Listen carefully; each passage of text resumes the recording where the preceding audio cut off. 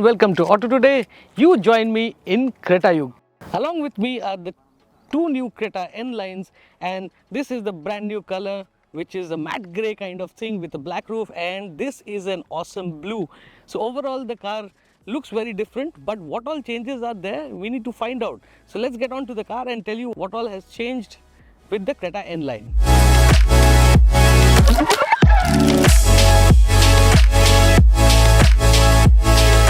Now, Hyundai tells us that it sold over 15,000 Cretas last month, and that's a huge number considering this is not exactly an affordable car. It's about 20 lakhs for the top of the line variant.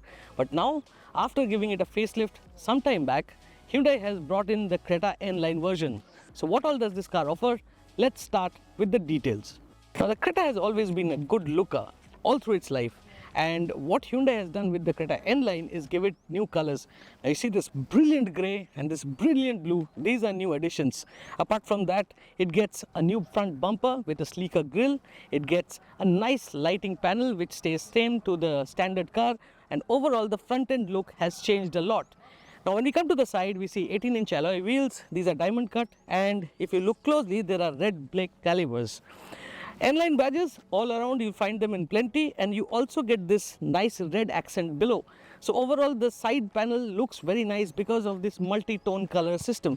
At the back too, changes are superficial outside, and you can see that red line there as well. Overall, a very nice looking car, and don't miss out those exhaust tips which are standard to the Creta N Line.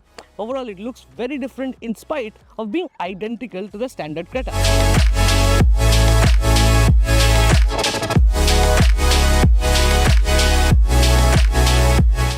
Now, being the Creta N Line, I thought of not wasting time waiting and get on the drive and tell you on the go what all has changed inside.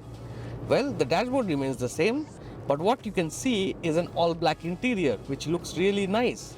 The quality of plastics are good too, but what Hyundai have done to jazz up the interior is mix and match with piano black and red accents all around. So it looks very nice, a sporty color tone, and it also gets ambient lighting which you will be able to see at night. The light panels are very nicely placed and they look really cool. Other things, you get a brand new upholstery. That means you get new seat covers, and it is very comfortable. The seats absolutely brilliant, and they are also ventilated up front. So in the summers which are oncoming, you will like driving the Creta. Now, other changes, well, we are driving the DCT version, and that means I get paddle shifters, and the paddle shifters are really nice to hold on to. They are like large units and they look good. The 10.25-inch infotainment system remains unchanged as the Creta, and the curvilinear dash treatment is seen on the N line as well.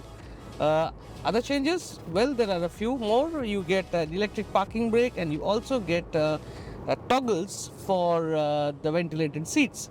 The only thing which I don't like about the Creta N line, and actually the Creta, the new generation or the new facelift, is that the center console comes with a lot of buttons. Now, it is but obvious that buttons are easier than touch, but they're like block panels. I mean, there are no design elements here which are pleasing to the eye. They are very functional, very well built, and they feel like good quality. But when you look at the center console, it doesn't gel with the overall car, which looks very smart.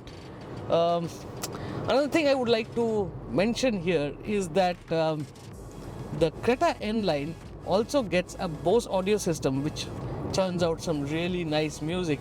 So if you're one of those who like music on the go, you will enjoy in the Creta N Line.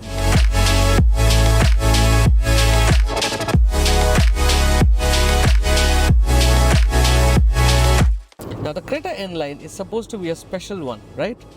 Well, as far as mechanical changes are concerned, this time nothing. Hyundai tells us that it comes with a 1.5 litre turbocharged petrol engine, and that means it gets 160 horsepower, which is ample. And Hyundai is also offering the car with the DCT transmission and manual. We have the DCT with us today, and let's find out how it goes. Well, 160 horsepower is quite a lot, and I can cruise comfortably at 120 kilometers on this Mumbai-Pune expressway, which is supposed to be the speed limit on this road. and the NVH packaging is really good, so you barely get to hear anything outside. I like the gearbox also actually. If you put it in one of the sportier modes, the gears are held on well, and if you need to downshift, you use the paddle shifters, so that makes it even more fun. Ride quality? Well, the Creta was always a middle ground between sportiness and comfort, and the N Line continues to be so, and that's not a complaint. It holds its ground well, and I quite enjoy driving this car. When it comes to the steering, gone are the days when Hyundai steering wheels would be like overtly light, overtly assisted, and with very little feedback.